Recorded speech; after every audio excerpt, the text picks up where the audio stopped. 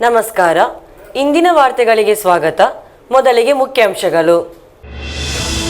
ಕಾಸರಗೋಡು ಜಿಲ್ಲಾ ಪಂಚಾಯತ್ನಲ್ಲಿ ಎಲ್ಡಿಎಫ್ ಮತ್ತೊಮ್ಮೆ ಜಯಬೇರಿ. ತೀವ್ರ ಹೋರಾಟದ ಬಳಿಕ ಎಲ್ಡಿಎಫ್ 18 ವಿಭಾಗಗಳಲ್ಲಿ 9ರಲ್ಲಿ ಗೆಲುವು. ಕಾಸರಗೋಡು ನಗರಸಭೆಯು ಯುಡಿಎಫ್ನ ಬಲವಾದ ಕೋಟೆ ಎಂದು ಮತ್ತೊಮ್ಮೆ ಸಾಬೀತು. ತನ್ನ ಪ್ರಮುಖ ಪ್ರತಿಸ್ಪರ್ಧಿ ಬಿಜೆಪಿಯ ವಿರುದ್ಧ ಕಾಸರಗೋಡು ನಗರಸಭೆಯಲ್ಲಿ ಯುಡಿಎಫ್ಗೆ ಅದ್ಭುತ ಮುನ್ನಡೆ. ಮಂಜೇಶ್ವರ ಗ್ರಾಮ ಪಂಚಾಯತ್ನಲ್ಲಿ ಯುಡಿಎಫ್ಗೆ ಸ್ಪಷ್ಟ ಬಹುಮತ. ಪಂಚಾಯತ್ನ ಒಟ್ಟು 24 ಸ್ಥಾನಗಳಲ್ಲಿ 14 ಸ್ಥಾನಗಳಲ್ಲಿ ಯುಡಿಎಫ್ ಮುನ್ನಡೆ. ಶಬರಿಮಲೆಯ ಚಿನ್ನದ ಲೂಟಿ ಹಾಗೂ ಭ್ರಷ್ಟಾಚಾರದ ವಿರುದ್ಧ ಜನತೆಯ ಅಭಿಮತವಾಗಿದೆ ಈ ಮತದಾನದ ಫಲಿತಾಂಶ. ಸಂಸದ ರಾಜಮೋಹನ್ ಉನ್ನಿತಾನ್ ಹೇಳಿಕೆ. ಸ್ಪಷ್ಟ ಬಹುಮತದೊಂದಿಗೆ ಭರ್ಜರಿ ಜಯ ಸಾಧಿಸುವ ಮೂಲಕ ಎಲ್ಲಾ ಕ್ಷೇತ್ರಗಳಲ್ಲಿ ಮುಸ್ಲಿಂ ಲೀಗ್ ಪ್ರಗತಿ ಸಾಧಿಸಿದೆ. ಶಾಸಕ ಎನ್.ಎ. ನೆಲ್ಲಿಕುನ್ನು ಹೇಳಿಕೆ. ವಾರ್ತೆಗಳು ವಿವರವಾಗಿ. ಸ್ಥಳೀಯಾಡಳಿತ ಚುನಾವಣೆ. ಕಾಸರಗೋಡು ಜಿಲ್ಲಾ ಪಂಚಾಯತ್ನಲ್ಲಿ ಎಲ್ಡಿಎಫ್ ಮತ್ತೊಮ್ಮೆ ತನ್ನ ಶಕ್ತಿಯನ್ನು ಸಾಬೀತುಪಡಿಸಿದೆ. ತೀವ್ರ ಹೋರಾಟದ ಬಳಿಕ ಎಲ್ಡಿಎಫ್ 18 ವಿಭಾಗಗಳಲ್ಲಿ 9ರಲ್ಲಿ ಗೆಲುವು ಸಾಧಿಸಿದೆ. ಮತದಾನದ ಆರಂಭದಿಂದಲೂ ಯುಡಿಎಫ್ ಬಲವಾದ ಸವಾಲು ಒಡ್ಡಿದ್ದರೂ ಕೊನೆಯ ಸುತ್ತಿನಲ್ಲಿ ಎಲ್ಡಿಎಫ್ ಗೆಲುವಿನ ನಗೆ ಚೆಲ್ಲಿತು. ಅತ್ಯಂತ ತೀವ್ರವಾದ ಹೋರಾಟವಾಗಿತ್ತು ಈ ಬಾರಿ ಕಾಸರಗೋಡು ಜಿಲ್ಲಾ ಪಂಚಾಯತ್ನಲ್ಲಿ ನಡೆದುದು. ಯುಡಿಎಫ್ ಹಾಗೂ ಎಲ್ಡಿಎಫ್ ಪ್ರಬಲ ಸ್ಥಾನದಲ್ಲಿರುವ ಜಿಲ್ಲಾ ಪಂಚಾಯತ್ನಲ್ಲಿ ಮತ ಎಣಿಕೆಯ ಆರಂಭದಿಂದಲೂ ನಿಕಟ ಹೋರಾಟವಿತ್ತು. 18 ವಿಭಾಗಗಳಿಗೆ ನಡೆದ ಮತ ಎಣಿಕೆಯಲ್ಲಿ ಸಮಾನವಾಗಿ ಬಲಿಷ್ಠವಾಗಿರುವ ಯುಡಿಎಫ್ ಹಾಗೂ ಎಲ್ಡಿಎಫ್ ತೀವ್ರ ಹೋರಾಟವನ್ನು ನಡೆಸುತ್ತಲೇ ಬಂದಿವೆ. ತಕ್ಷಣವೇ ಎನ್ಡಿಎ ಕೂಡ 3 ವಿಭಾಗಗಳಲ್ಲಿ ಮುನ್ನಡೆಯುವ ಮೂಲಕ ಉತ್ತಮ ಹೋರಾಟ ನೀಡಿತು. ಎಲ್ಡಿಎಫ್ ಮತ್ತು ಯುಡಿಎಫ್ ನಿಕಟ ಹೋರಾಟದಲ್ಲಿದ್ದಾಗ ಕೊನೆಯ ಲ್ಯಾಪ್ನಲ್ಲಿ ಎಲ್ಡಿಎಫ್ ವಿಜಯಶಾಲಿಯಾಗಿ ಹೊರಹೊಮ್ಮಿತು ಹಾಗೂ ಜಿಲ್ಲಾ ಪಂಚಾಯತ್ ಆಡಳಿತವನ್ನು ಉಳಿಸಿಕೊಂಡಿತು. ಚುನಾವಣೆ ಫಲಿತಾಂಶ ಪ್ರಕಾರ ಎಲ್ಡಿಎಫ್ 9 ಸ್ಥಾನಗಳನ್ನು ಗೆದ್ದರೆ ಯುಡಿಎಫ್ 8 ಸ್ಥಾನಗಳನ್ನು ಗೆದ್ದುಕೊಂಡಿತು. ಎನ್ಡಿಎ ಕೂಡ 1 ಸ್ಥಾನವನ್ನು ಗೆದ್ದುಕೊಂಡಿತು. ಚೆರುವತ್ತೂರು, ಕುತ್ತಿಕೋಲ್, ದೇಲಂಬಾಡಿ, ಕಳ್ಳಾರ್, ಕಯ್ಯೂರ್, ಪಿಲಿಕೋಡ್, ಮಡಿಕೈ, ಪೆರಿಯ, ಬೇಕಲ್ ವಿಭಾಗಗಳಲ್ಲಿ ಎಲ್ಡಿಎಫ್ ಅಭ್ಯರ್ಥಿಗಳು ಜಯಗಳಿಸಿದ್ದಾರೆ. ವರ್ಕಾಡಿ, ಪುತ್ತಿಗೆ, ಉದುಮ, ಚೆಂಗಳ, ಸಿವಿಲ್ ಸ್ಟೇಷನ್, ಕುಂಬಳೆ, ಮಂಜೇಶ್ವರ, ಚಿತ್ತಾರಿಕಲ್ ವಿಭಾಗಗಳಲ್ಲಿ ಯುಡಿಎಫ್ ಅಭ್ಯರ್ಥಿಗಳು ಜಯಗಳಿಸಿದ್ದಾರೆ. ಬದಿಯಡ್ಕ ವಿಭಾಗದಿಂದ ಎನ್ಡಿಎ ಗೆಲುವು ಸಾಧಿಸಿದೆ. ಈ ಚುನಾವಣಾ ಫಲಿತಾಂಶವು ಜಿಲ್ಲಾ ಪಂಚಾಯತ್ ಆಡಳಿತಕ್ಕೆ ಕೊನೆಯ ಕ್ಷಣದವರೆಗೂ 2 ರಂಗಗಳನ್ನು ಆತಂಕದಲ್ಲಿರಿಸಿದೆ. ಈ ಗೆಲುವು ಜಿಲ್ಲಾ ಪಂಚಾಯತ್ ಹಿಂದಿನ ಅವಧಿಯಲ್ಲಿ ಜಾರಿಗೆ ತಂದ ಅಭಿವೃದ್ಧಿ ಚಟುವಟಿಕೆಗಳಿಗೆ ಜನರು ನೀಡಿದ ಮನ್ನಣೆ ಎಂದು ಎಲ್ಡಿಎಫ್ ನಾಯಕರು ಪ್ರತಿಕ್ರಿಯಿಸಿದರು. ಇದೇ ಸಂದರ್ಭದಲ್ಲಿ ವಿಭಾಗೀಯ ಚುನಾವಣೆಯಲ್ಲಿ ಗೆಲ್ಲಲು ವಿಫಲವಾದ ಬಗ್ಗೆ ಪರಿಶೀಲಿಸುವುದಾಗಿ ಯುಡಿಎಫ್ ಮುಖಂಡರು ತಿಳಿಸಿದರು. News bureau, Kasaragod. ಕಾಸರಗೋಡು ನಗರಸಭೆಯು ಯುಡಿಎಫ್ನ ಬಲವಾದ ಕೋಟೆ ಎಂದು ಮತ್ತೊಮ್ಮೆ ಸಾಬೀತಾಗಿದೆ.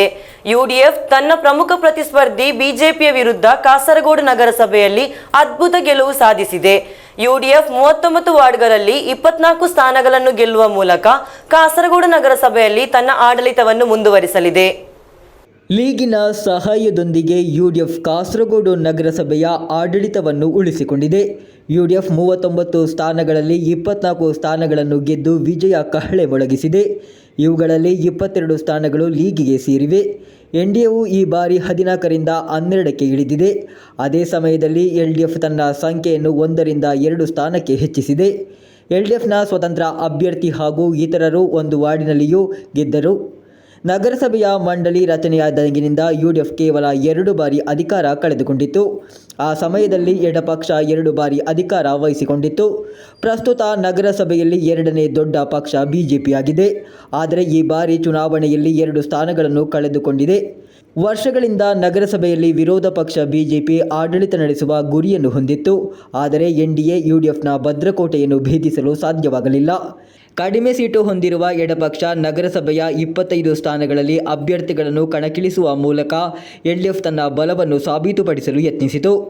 ಎಸ್ಡಿಪಿಐ 3 ವಾರ್ಡ್ಗಳಲ್ಲಿ ಅಭ್ಯರ್ಥಿಗಳನ್ನು ಕಣಕ್ಕಿಳಿಸುವ ಮೂಲಕ ತನ್ನ ಅಸ್ತಿತ್ವವನ್ನು ಸಾಬೀತುಪಡಿಸಲು ಯತ್ನಿಸಿತು. ನಗರ ಆಡಳಿತವನ್ನು ವಹಿಸಿಕೊಳ್ಳಲು ಯುಡಿಎಫ್ 37 ಅಭ್ಯರ್ಥಿಗಳನ್ನು ಕಣಕ್ಕಿಳಿಸಿತು. ಈ ಪೈಕಿ 24 ಅಭ್ಯರ್ಥಿಗಳು ಲೀಗಿನಿಂದ ಬಂದವರು. ಮುಸ್ಲಿಂ ಲೀಗ್ ನೇತೃತ್ವದಲ್ಲಿ ಯುಡಿಎಫ್ ನಗರಸಭೆಯಲ್ಲಿ ಭರ್ಜರಿ ಜಯ ಸಾಧಿಸುವಲ್ಲಿ ಯಶಸ್ವಿಯಾಯಿತು ಎಂದು ಪಕ್ಷದ ಕಾರ್ಯಕರ್ತರು ಸಂಭ್ರಮದಲ್ಲಿದ್ದಾರೆ. ಕಳೆದ ಬಾರಿ ಬಂಡುಕೋರರು ವಶಪಡಿಸಿಕೊಂಡಿದ್ದ ವಾರ್ಡ್ಗಳನ್ನು ಅದು ಮರಳಿ ವಶಪಡಿಸಿಕೊಳ್ಳಲು ಸಾಧ್ಯವಾಯಿತು ಎಂಬ ಅಂಶವು ಗೆಲುವಿನ ಉತ್ಸಾಹವನ್ನು ಹೆಚ್ಚಿಸಿತು. ನಗರಸಭೆ ಹಾಗೂ ಇತರ ಕರಾವಳಿ ವಾರ್ಡ್ಗಳ ಹೆಚ್ಚಿನ ವಾರ್ಡ್ಗಳಲ್ಲಿ UDF ಅಭ್ಯರ್ಥಿಗಳು ಆರಾಮದಾಯಕ ಬಹುಮತ ಗಳಿಸಿದರು. ಈ ಚುನಾವಣಾ ಗೆಲುವು UDFನ ಆಡಳಿತಾತ್ಮಕ ಸಾಧನೆಗಳಿಗೆ ಮನ್ನಣೆಯಾಗಿದೆ ಹಾಗೂ ಮುಂದಿನ 5 ವರ್ಷಗಳ ಕಾಲ ನಗರಸಭೆಯ ಅಭಿವೃದ್ಧಿಗೆ ಒಟ್ಟಾಗಿ ಕಾರ್ಯನಿರ್ವಹಿಸುತ್ತೇವೆ ಎಂದು UDF ನಾಯಕತ್ವ ಹೇಳಿದೆ. ಅದೇ ಸಮಯದಲ್ಲಿ ಪ್ರಬಲ ವಿರೋಧ ಪಕ್ಷವಾಗಿ ಜನತೆಯ ಸಮಸ್ಯೆಗಳನ್ನು ಎತ್ತಲಾಗುವುದು ಎಂದು NDA ಸ್ಪಷ್ಟಪಡಿಸಿದೆ. News bureau, Kasaragod. ಸ್ಥಳೀಯಾಡಳಿತ ಚುನಾವಣೆಯ ಫಲಿತಾಂಶ ಪ್ರಕಟವಾಗುವುದರೊಂದಿಗೆ ಮಂಜೇಶ್ವರ ಗ್ರಾಮ ಪಂಚಾಯತ್ನಲ್ಲಿ UDF ಸ್ಪಷ್ಟ ಬಹುಮತ ಗಳಿಸಿದೆ. ಪಂಚಾಯತ್ನ ಒಟ್ಟು 24 ಸ್ಥಾನಗಳಲ್ಲಿ 14 ಸ್ಥಾನಗಳನ್ನು ಗೆಲ್ಲುವ ಮೂಲಕ UDF ಆಡಳಿತದ ಮೇಲೆ ಹಿಡಿತ ಸಾಧಿಸಿದೆ. ಭಾರತೀಯ ಜನತಾ ಪಕ್ಷ 6 ಸ್ಥಾನಗಳೊಂದಿಗೆ 2ನೇ ಸ್ಥಾನದಲ್ಲಿದೆ. ಸ್ಥಳೀಯಾಡಳಿತ ಚುನಾವಣೆಯ ಫಲಿತಾಂಶ ಪ್ರಕಟವಾಗುವುದರೊಂದಿಗೆ ಮಂಜೇಶ್ವರ ಗ್ರಾಮ ಪಂಚಾಯತ್ನಲ್ಲಿ UDF ಸ್ಪಷ್ಟ ಬಹುಮತ ಗಳಿಸಿದೆ. ಪಂಚಾಯತ್ನ ಒಟ್ಟು 24 ಸ್ಥಾನಗಳಲ್ಲಿ 14 ಸ್ಥಾನಗಳನ್ನು ಗೆಲ್ಲುವ ಮೂಲಕ UDF ಆಡಳಿತದ ಮೇಲೆ ಹಿಡಿತ ಸಾಧಿಸಿದೆ. ಭಾರತೀಯ ಜನತಾ ಪಕ್ಷ 6 ಸ್ಥಾನಗಳೊಂದಿಗೆ 2ನೇ ಸ್ಥಾನದಲ್ಲಿದೆ. SDPI 2 ಸ್ಥಾನಗಳನ್ನು ಪಡೆದರೆ PDP ಹಾಗೂ ಸ್ವತಂತ್ರ ಅಭ್ಯರ್ಥಿ ತಲಾ 1 ಸ್ಥಾನವನ್ನು ಗೆದ್ದುಕೊಂಡಿದ್ದಾರೆ. ಫಲಿತಾಂಶಗಳ ಘೋಷಣೆಯೊಂದಿಗೆ ಪಂಚಾಯತ್ನಲ್ಲಿ UDF ಆಡಳಿತ ಮಂಡಳಿಯನ್ನು ರಚಿಸುವ ಸಾಧ್ಯತೆ ಖಚಿತವಾಗಿದೆ. ಗೆಲುವಿನ ಸುದ್ದಿ ಹೊರಬಂದ ತಕ್ಷಣ UDF ಕಾರ್ಯಕರ್ತರು ವಿವಿಧ ಕೇಂದ್ರಗಳಲ್ಲಿ ಆಚರಣೆಗಳನ್ನು ಆಯೋಜಿಸಿದರು.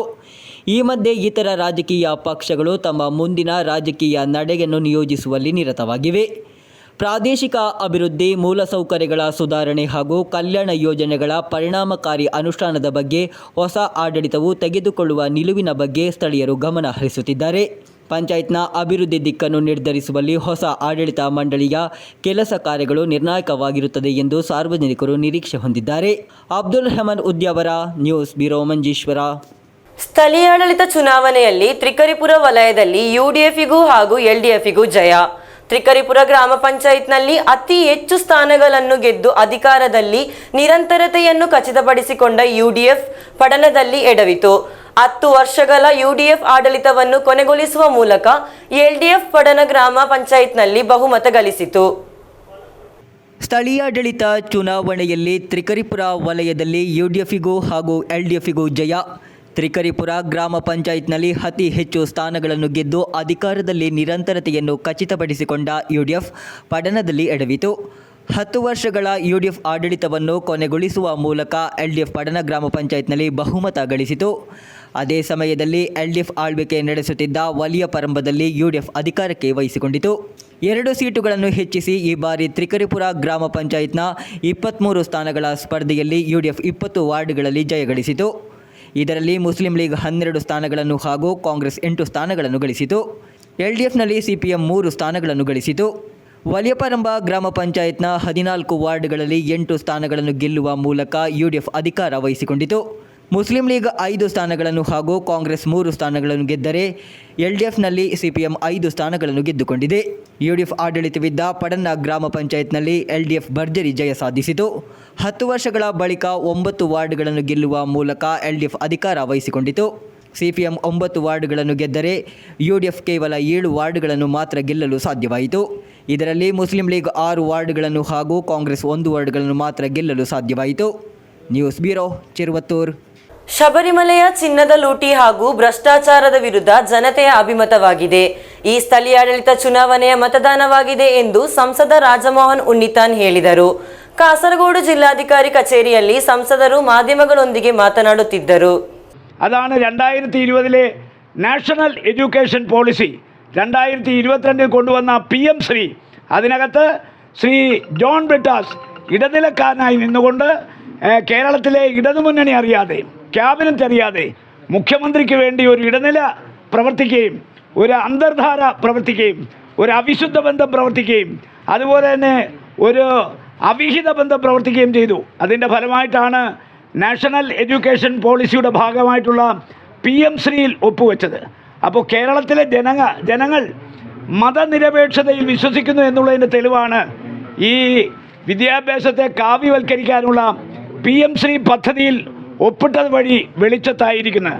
അപ്പോൾ ജനങ്ങൾ അതിശക്തമായി പ്രതികരിച്ചിരിക്കുകയാണ്. മാത്രമല്ല കഴിഞ്ഞ 9.5 വർഷക്കാലം കൊണ്ട് 6 ലക്ഷം കോടി രൂപയുടെ കടമാണ് കേരളത്തിന് വരുത്തി വച്ചിരിക്കുന്നത്. അതുകൂടാതെ വിലക്കയറ്റം, അതുപോലെ പെൻഷനുകൾ നിർത്തിവെച്ചത്, അതുപോലെ തന്നെ നമുക്കറിയാം കേരളത്തിലെ ആശുപത്രികൾ ഒരിടത്തും മരുന്നില്ല, അതുപോലെ തന്നെ എക്യുപ്മെൻറ്റ്സ് ഇല്ല. അത് കോടിക്കണക്കിന് രൂപ മെഡിക്കൽ കോർപ്പറേഷന് കൊടുക്കാനുണ്ട്. അധ്യാപകർക്ക് ശമ്പളമില്ല, NGOമാർക്ക് ശമ്പളമില്ല, പെൻഷൻകാർക്ക് പെൻഷനില്ല, ക്ഷേമ പദ്ധതികളെല്ലാം മുടങ്ങിക്കിടക്കുന്നു. ജനങ്ങളെ പറ്റിക്കാനാണ് 10,000 കോടി രൂപയുടെ പ്രഖ്യാപനങ്ങൾ നടത്തിയതെങ്കിലും ജനങ്ങൾ ഈ ഗവൺമെൻറ് മാറണമെന്ന് ആഗ്രഹിക്കുന്നു. 2026 അസംബ്ലി തെരഞ്ഞെടുപ്പിൻ്റെ കേളികൊട്ടാണ് കേട്ടിരിക്കുന്നത്. UDF പൂർവാധികം ശക്തമായി കേരളത്തിൽ അധികാരത്തിലേക്ക് മടങ്ങി വരും. പിണറായി വിജയന് ഇനി 5 കൊല്ലം വിശ്രമിക്കാമെന്നുള്ളതിൻ്റെ സൂചന കേരളത്തിലെ ജനങ്ങൾ തദ്ദേശ സ്വയംഭരണ സ്ഥാപനങ്ങളിലെ തെരഞ്ഞെടുപ്പിലൂടെ നൽകിയിരിക്കുകയാണ്. UDFൻ്റെ ഈ വിജയത്തിൽ കേരളത്തിലെ മുഴുവൻ ജനങ്ങളെയും ഞങ്ങൾ അഭിവാദ്യം ചെയ്യുന്നു. പ്രത്യേകിച്ച് ഇടതുപക്ഷങ്ങൾക്ക് ആധിപത്യമുള്ള കാസർഗോഡും ഇത്തവണ ജില്ലാ പഞ്ചായത്ത് ഞങ്ങൾ തിരിച്ചു പിടിക്കും. പല ബ്ലോക്ക് പഞ്ചായത്തിലും ഞങ്ങൾ അധികാരത്തിൽ വരും. ഇടതുപക്ഷ മുന്നണിയുടെ കയ്യിലിരുന്ന പല പഞ്ചായത്തുകളും ഞങ്ങൾ പിടിച്ചിരിക്കും. കാസർഗോഡ് കേരളം നൽകുന്ന ഒരു സൂചനയാണ് കാസർഗോഡ് നിന്ന് കിട്ടിക്കൊണ്ടിരിക്കുന്നത്.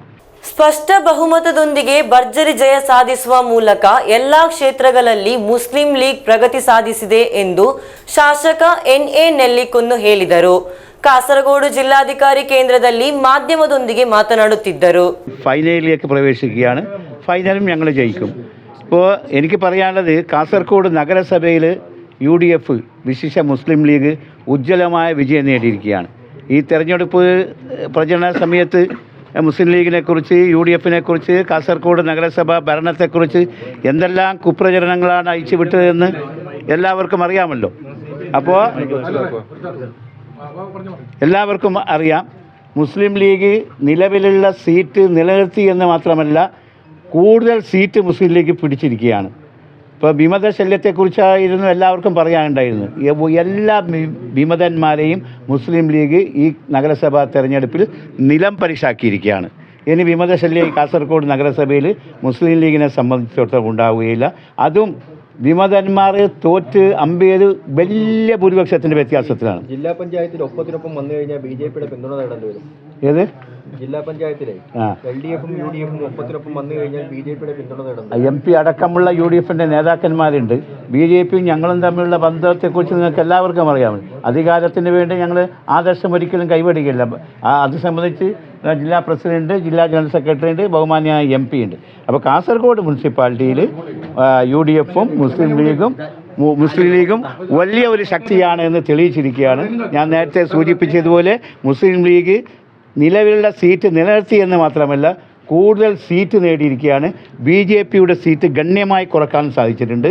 അതുപോലെ തന്നെ കോൺഗ്രസ് നഗരസഭയിൽ ഇതുവരെ കോൺഗ്രസ്സിന് അംഗമുണ്ടായിരുന്നില്ല. കോൺഗ്രസ് നമ്മുടെ മത്സ്യ മേഖലയിൽ കടപ്പുറത്ത് കോൺഗ്രസ് ജയിച്ച് ഒരു കൗൺസിലർ കോൺഗ്രസ്സിന് ഉണ്ടാക്കാൻ സാധിച്ചു. അതുപോലെ വിദ്യാനഗറിൽ കോൺഗ്രസിൻ്റെ ഒരു കൗൺസിലർ കാസർഗോഡ് നഗരസഭയിലേക്ക് കടന്നു വരികയാണ്. ಈ ಬಾರಿಯ ಸ್ಥಳೀಯಾಡಳಿತ ಚುನಾವಣೆಯಲ್ಲಿ ಮುಸ್ಲಿಂ ಲೀಗ್ ಹಲವಾರು ವಾರ್ಡ್ಗಳನ್ನು ವಶಪಡಿಸಿಕೊಳ್ಳುವಲ್ಲಿ ಯಶಸ್ವಿಯಾಗಿದೆ ಎಂದು ಮುಸ್ಲಿಂ ಲೀಗ್ ಜಿಲ್ಲಾಧ್ಯಕ್ಷ ಕಲ್ಲಾಟ್ರ ಮಾಹಿನ್ ಆಜಿ ಹೇಳಿದರು. കാസർഗോഡിನ ജില്ലാധികാരി കച്ചേരിಯಲ್ಲಿ മാധ്യമದೊಂದಿಗೆ ಅವರು മാತನಾಡುತ್ತಿದ್ದರು. കേരളത്തിൽ പൊതുവെയുള്ള UDF മുന്നേറ്റത്തിൻ്റെ ഭാഗമായല്ല, അതിനേക്കാളും വലിയൊരു മുന്നേറ്റമാണ് കാസർഗോഡ് ജില്ലയിൽ നമുക്ക് കാണാൻ സാധിക്കുന്നത്. കഴിഞ്ഞ തവണ നമുക്ക് UDFന് നഷ്ടപ്പെട്ടു പോയ പല പഞ്ചായത്തുകളും മഞ്ചേശ്വരം, ഉദുമ, മറ്റേ ദേലമ്പാടി വർഷങ്ങളായി 4 പതിറ്റാണ്ടിലധികമായി നഷ്ടപ്പെട്ടുകൊണ്ടിരുന്ന ദേലമ്പാടി, വലിയ പറമ്പ് ഉൾപ്പെടെയുള്ള പഞ്ചായത്തുകൾ UDF മുന്നണി മുന്നേറിക്കൊണ്ടിരിക്കുകയാണ്. അത് UDF ഭരണം പിടിച്ചെടുക്കുന്ന സാഹചര്യത്തിലാണ് ഇപ്പോൾ ഉള്ളത്. ബദിയടുക്ക പഞ്ചായത്തിൽ LDFൻ്റെയും BJPയുടെയും ധാരണ അനുസരിച്ച് LDFൻ്റെ കൈവശമുണ്ടായിരുന്ന 3 വാർഡുകൾ BJPക്ക് ലഭിച്ചതുകൊണ്ട് തുല്യതയിലാണിപ്പോൾ. 10 UDFനും 10 BJPക്കും 1 വാർഡ് LDFനുമാണ് ഉള്ളത്. അത് അവർ തമ്മിലുള്ള ഒരു ധാരണയുടെ അടിസ്ഥാനത്തിലാണ് അങ്ങനെ വോട്ട് മറിച്ചതുകൊണ്ടാണ് ഇങ്ങനെ ഒരു UDFനെ പരാജയപ്പെടുത്താനുള്ള ഭരണം UDFിൽ നിന്ന് അകറ്റാൻ വേണ്ടിയുള്ള ശ്രമത്തിൻ്റെ ഭാഗമായാണ് LDF ഇങ്ങനെ വോട്ട് മറിച്ചത്. വിമതർ ഏറ്റവും കുറവുള്ളത് ഈ തെരഞ്ഞെടുപ്പിലായിരുന്നു. ഇല്ലെങ്കിൽ തദ്ദേശ സ്വയംഭരണ തെരഞ്ഞെടുപ്പിൽ ജില്ലയിൽ നിന്നല്ല പൊതുവെ UDFൻ്റെ ഭാഗത്ത് വിമതർ കുറേ കൂടുതലാണ്. ഇപ്രാവശ്യം വളരെ ചുരുക്കം വിമതർ മാത്രമാണ് ഉണ്ടായിരുന്നത്. പിന്നെ കോൺഗ്രസിൻ്റെ ഭാഗത്തായാലും ലീഗിൻ്റെ ഭാഗത്തായാലും വിമത ശല്യം വളരെ കുറവായിരുന്നു. അതുകൊണ്ടാണ് ഇങ്ങനെ മിന്നുന്ന വിജയം നേടാനായത്. ഇപ്പോൾ കാസർഗോഡ് മുനിസിപ്പാലിറ്റിയിൽ കുറേ വർഷങ്ങൾക്ക് ശേഷമാണ് 24 സീറ്റുമായി UDF മുന്നിട്ട് നിൽക്കുന്നത്. അതേപോലെ ചവനാട് പഞ്ചായത്തിൽ 20ഓളം വാർഡുകൾ വിജയിച്ചുകൊണ്ട്, ചെങ്കള പഞ്ചായത്തിൽ 18 സീറ്റിൽ മത്സരിച്ച മുസ്ലിം ലീഗ് 18ഉം വിജയിച്ചുകൊണ്ട് 100% സ്ട്രൈക്ക് റേറ്റാണ് മുസ്ലിം ലീഗിൻ്റെ ഭാഗത്തുള്ളത്. കോൺഗ്രസിൻ്റെ സ്ഥാനാർത്ഥിയും കോൺഗ്രസിൻ്റെ സ്ഥാനാർത്ഥിയും വിജയിപ്പിക്കാൻ മുസ്ലിം ലീഗിൻ്റെ UDFൻ്റെ പ്രവർത്തകർക്ക് സാധിച്ചിട്ടുണ്ട്. അപ്പം നല്ല വിജയമാണ് എല്ലാ മേഖലകളിലും ಉಳ್ಳದು ಅನ್ನೋದು ತರ್ಕೊಂದಿಲ್ಲ. ಮೂಡಬಿದಿರೆ ಕಾಂತಾವರ ಕನ್ನಡ ಸಂಘದ 2025ನೇ ಸಾಲಿನ ವಾರ್ಷಿಕ ಪ್ರಶಸ್ತಿ ಘೋಷಿಸಿದೆ. ಮೊಗಶಾಲೆ ಪ್ರತಿಷ್ಠಾನದಿಂದ ನೀಡುವ ಸಾಹಿತ್ಯ ಪ್ರಶಸ್ತಿಗೆ ಕಾಸರಗೋಡಿನ ಸಾಹಿತಿ ರಾಧಾಕೃಷ್ಣ ಕೆ ಉಲ್ಯತಡ್ಕ, ರಂಗಕರ್ಮಿ ಶಶಿರಾಜರಾವ್ ಕಾವೂರು, ಸಾಹಿತಿ ಅಶೋಕ ಹಾಸ್ಯಗಾರ ಜಯರಾಮ ಹೆಗ್ಡೆ ಮಿಜಾರು ಆಯ್ಕೆಯಾಗಿದ್ದಾರೆ. ಮೂಡುಬಿದ್ರೆ ಕಾಂತಾವರ ಕನ್ನಡ ಸಂಘದ 2025ನೇ ಸಾಲಿನ ವಾರ್ಷಿಕ ಪ್ರಶಸ್ತಿ ಘೋಷಿಸಿದೆ. ಮೊಗಸಾಲೆ ಪ್ರತಿಷ್ಠಾನದಿಂದ ನೀಡುವ ಸಾಹಿತ್ಯ ಪ್ರಶಸ್ತಿಗೆ ಕಾಸರಗೋಡಿನ ಸಾಹಿತಿ ರಾಧಾಕೃಷ್ಣ ಕೆ ಉಳ್ಯತಡ್ಕ, ಶ್ರೀಪತಿ ಮಂಜನಬೈಲು ದತ್ತನಿಧಿಯ ರಂಗ ಸನ್ಮಾನ ಪ್ರಶಸ್ತಿಗೆ ಮಂಗಳೂರಿನ ರಂಗಕರ್ಮಿ ಶಶಿರಾಜರಾವ್ ಕಾವೂರು, ರಾಷ್ಟ್ರ ಪ್ರಶಸ್ತಿ ಪುರಸ್ಕೃತ ಶಿಕ್ಷಕಿ ಸರೋಜಿನಿ ನಾಗಪ್ಪಯ್ಯ ಈಶ್ವರಮಂಗಲ ದತ್ತನಿಧಿಯ, ಯಕ್ಷಗಾನ ಸಾಹಿತ್ಯ ಸಂಶೋಧನಾ ಪ್ರಶಸ್ತಿಗೆ ಶಿರಸಿಯ ಹಿರಿಯ ಸಾಹಿತಿ ಅಶೋಕ್ ಹಾಸ್ಯಗಾರ ಹಾಗೂ ಸಂಘದ ವಾರ್ಷಿಕ ಗೌರವ ಪ್ರಶಸ್ತಿಗೆ ಹುಲಿಮನೆ ಜಯರಾಮ ಹೆಗಡೆ ಮಿಜಾರು ಆಯ್ಕೆಯಾಗಿದ್ದಾರೆ. ದತ್ತನಿಧಿಯ ಪ್ರಶಸ್ತಿಗಳ ಮೌಲ್ಯ 10,000 ರೂಪಾಯಿ ಹಾಗೂ ವಾರ್ಷಿಕ ಗೌರವ ಪ್ರಶಸ್ತಿ 5,000 ರೂಪಾಯಿ ಆಗಿದ್ದು, ಪ್ರತಿ ಪ್ರಶಸ್ತಿಗಳು ತಾಮ್ರಪತ್ರ ಹಾಗೂ ಸನ್ಮಾನವನ್ನು ಒಳಗೊಂಡಿದೆ. ಡಿಸೆಂಬರ್ 28ರಂದು ಕಾಂತಾವರ ಕನ್ನಡ ಭವನದಲ್ಲಿ ಡಾಕ್ಟರ್ ಹರಿಕೃಷ್ಣ ಪೊನರೂರು ಅಧ್ಯಕ್ಷತೆಯಲ್ಲಿ ಪ್ರಶಸ್ತಿ ಪ್ರದಾನಿಸಲಾಗುವುದು ಎಂದು ಸಂಘದ ಅಧ್ಯಕ್ಷ ಡಾಕ್ಟರ್ ಮೊಗಸಾಲೆ ಹಾಗೂ ಪ್ರಧಾನ ಕಾರ್ಯದರ್ಶಿ ಸದಾನಂದ ನಾರಾವಿ ಪ್ರಕಟಣೆಯಲ್ಲಿ ತಿಳಿಸಿದರು. News bureau, Kasaragod. ಕಾಸರಗೋಡು ನಗರಸಭೆಯಲ್ಲಿ ಎನ್ಡಿಎ ಅಭ್ಯರ್ಥಿಗಳ ಗೆಲುವನ್ನು ಕಾರ್ಯಕರ್ತರು ಸಂಭ್ರಮಿಸಿದರು. ಅಭ್ಯರ್ಥಿಗಳ ಗೆಲುವಿನ ಸುದ್ದಿ ತಿಳಿದ ಬಳಿಕ ಕಾರ್ಯಕರ್ತರು ಅತ್ಯಂತ ಸಂತೋಷದಿಂದ ಪಾಲ್ಗೊಂಡು ಗೆಲುವನ್ನು ಸಂಭ್ರಮಿಸಿದರು.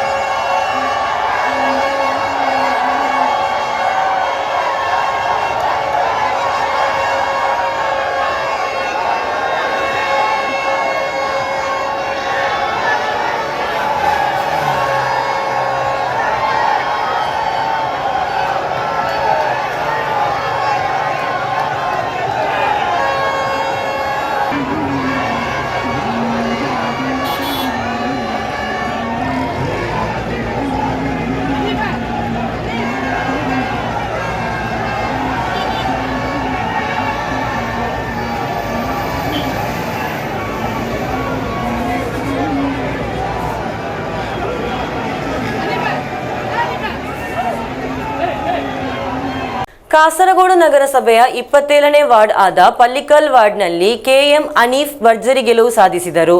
ಅನೀಫ್ ಅವರ ಗೆಲುವನ್ನು ಕಾರ್ಯಕರ್ತರು ಬಹುದೊಡ್ಡ ಆಚರಣೆಯನ್ನಾಗಿ ಪರಿವರ್ತಿಸಿದರು. ನಾಡನ್ನು ರೋಮಾಂಚನಗೊಳಿಸಿದ ಸಂತೋಷದಾಯಕ ಮೆರವಣಿಗೆಯಲ್ಲಿ ಅನೇಕ ಕಾರ್ಯಕರ್ತರು ಭಾಗವಹಿಸಿದ್ದರು.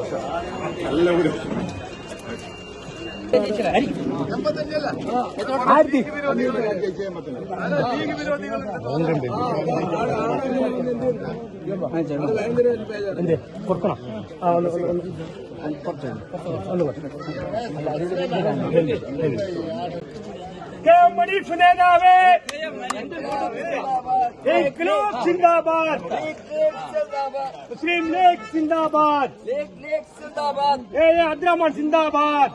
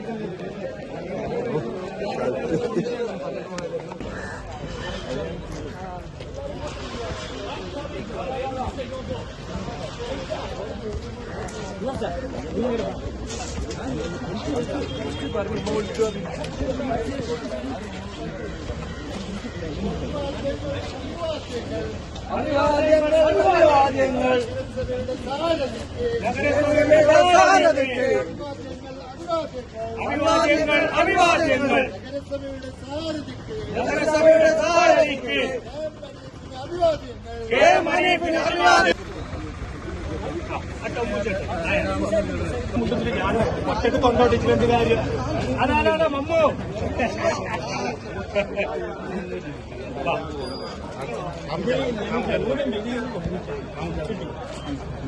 मुस्लिम लीग जिंदाबाद मुस्लिम लीग जिंदाबाद जिंदाबाद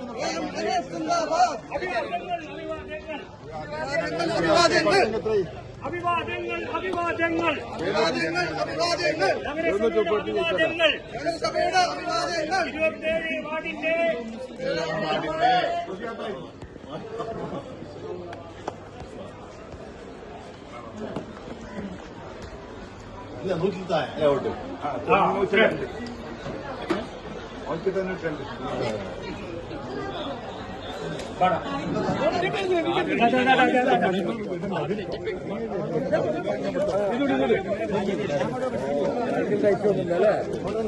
അത് നമ്മൾ പ്രതീക്ഷിക്കാത്തത്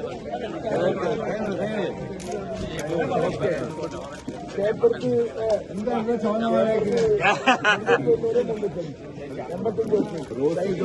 റോസ് ചോപ്പിന്നല്ലേ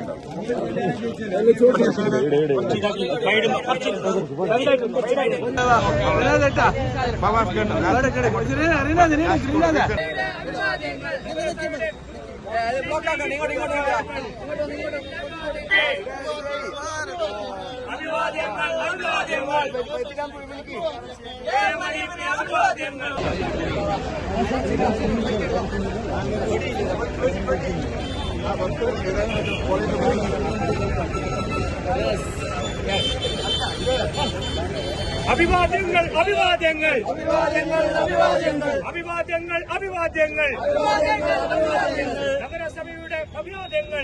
ಕೊನೆಯಲ್ಲಿ ಮತ್ತೊಮ್ಮೆ ಮುಖ್ಯಾಂಶಗಳು. ಕಾಸರಗೋಡು ಜಿಲ್ಲಾ ಪಂಚಾಯತ್ನಲ್ಲಿ ಎಲ್ಡಿಎಫ್ ಮತ್ತೊಮ್ಮೆ ಜಯಬೇರಿ. ತೀವ್ರ ಹೋರಾಟದ ಬಳಿಕ ಎಲ್ಡಿಎಫ್ 18 ವಿಭಾಗಗಳಲ್ಲಿ 9ರಲ್ಲಿ ಗೆಲುವು.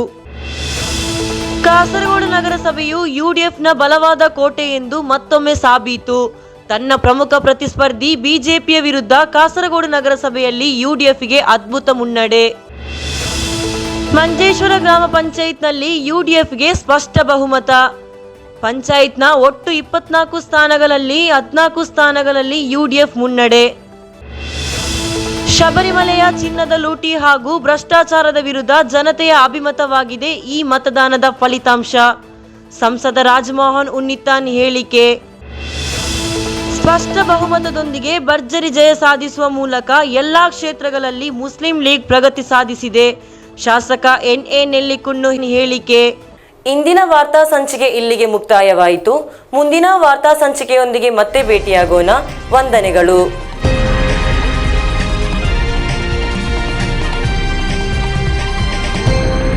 KCN News brought you by പരിശുദ്ധിയുടെ പൊൻതിളക്കം city gold and diamonds Kerala Karnataka.